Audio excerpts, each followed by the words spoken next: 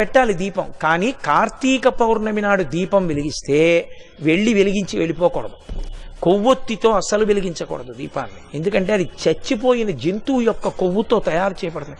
వెంటనే ఆ దీపం అపవిత్రం అవుతుంది. కాబట్టి కొవ్వొత్తులతో వెలిగించకూడదు, అగ్గిపుల్లతో వెలిగించకూడదు. కార్తీక పౌర్ణమి నాడు సుగంధమైనటువంటి దాంతో, అంటే అగరుపుల్ల వెలిగించుకుని అగరపుల్లతో దీపాన్ని వెలిగించుకోవాలి. వెలిగించి వదిలేయకూడదు. దాంట్లోకి వెంటనే అక్షతలు తీసుకుని చేత్తో పట్టుకుని దామోదరమావాహయామి అని కానీ త్రయంబకమావాహయామి అని కానీ రెండు మాటలలో ఏదో ఒకటి చెప్పాలి. అంటే దామోదరుణ్ణి కానీ త్రయంబకుణ్ణి కానీ దీపం మీదకి ఆహ్వానం చెయ్యాలి. ఎక్కడైనా చెత్త ఉండిపోయినా కూడా రేపు లౌకికాగ్నితో వెలిగించకూడదు. ఈ ఆవాహన చేయబడిన దీపంతో వెలిగించి ఆ దీపం దగ్గర నిలబడి ఒక మాట చెప్పాలి అందరు. కీటాహ పతంగాహ